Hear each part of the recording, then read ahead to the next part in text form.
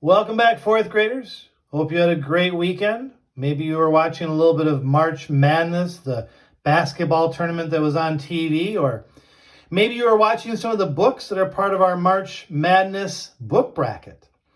Either way, I hope you had a great weekend, and now that we get back to things, we're looking at figurative language. We've been working really hard on this, and we know that figurative language, in review, is language that contains or uses these things called figures of speech. And so far we have 3 examples of figures of speech. We have alliteration, onomatopoeia, and the last one we just did was the word simile. And we know it's important to say these words out loud and practice them saying them out loud, as well as saying them to yourself. As we move on and talk more about simile, the one that we just covered, we can't forget why. Why do we use this figurative language compared to literal language? Well, we use figurative language in a way that adds color or interest to our writing. Remember, literal language is just words meaning exactly what they say. He jumped. She ran. Whatever it is the words are, they mean exactly what they say. Where figurative language adds color or interest to our writing. So here's a perfect example of why figurative language helps us so much. With all that basketball going on this weekend, I thought, well, this is a perfect chance for us to use a picture like this in our lesson today. And what you see there is a basketball player or a person playing basketball, and they're jumping or they're leaping, right? So let's just say the sentence is the basketball player jumped.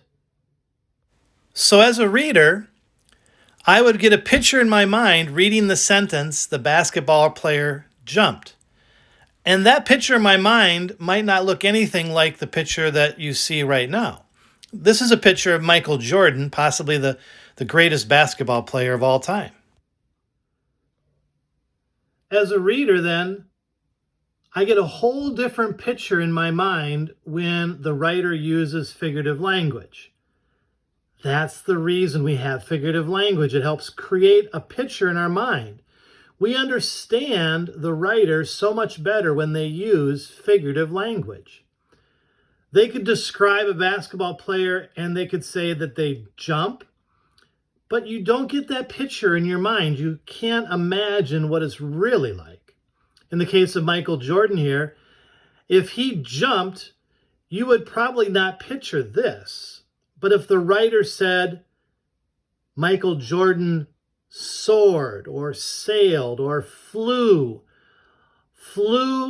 like a falcon through the air, or sailed like a bird towards the basket, or jumped like a rocket off the floor, you get a better picture in your mind, a better idea of what they mean when they say the basketball player jumped. The sentence, the basketball player jumps, does not really describe Michael Jordan very well at all. He wants to indicate where he's going to take off on this stuff. That's why we use figurative language, to better describe and create a picture of someone like Michael Jordan jumping like a jet plane through the air.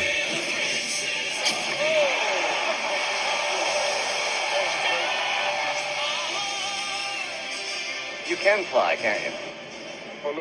So now that we better understand why we use figurative language again, why do we have these figures of speech, how does it help us picture things in our mind? Yes, it's more colorful, it's more interesting, but it also helps us understand things so much better when we can create this picture of what the writer is trying to say. So let's get back to simile. When you compare two things using the words like or as. Last week we worked on an assignment where we just really focused on finding the word like or as. But there's one other thing we have to be careful of. A simile has to compare two things. And usually those two things are somewhat unusual, like comparing Michael Jordan to a jet plane. They're not typical, but you have to compare two things in order for it to be a simile. Just because it has the word like or as doesn't make it a simile. Similes compare two different things by saying one thing is like the other. This is done by using the words like or as. For example, he was as fast as a sports car. Here, we don't need to explain that he's really fast, because we picture a sports car which we know is really fast. Note the use of the word as in this simile. Another example of a simile is his hair was spiky, like the top of a pineapple. We automatically picture the top of a pineapple here and apply that to what his hair must look like. Note the use of the word like in this simile.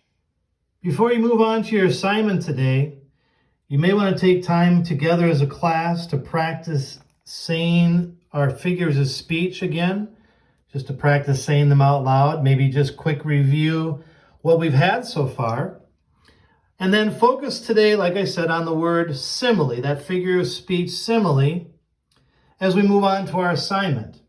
And in our assignment, we see that we have Michael Jordan again. We have a fast-pitch softball player. And we also have what looks to be a World Series celebration photograph. And those go along with some sentences down below.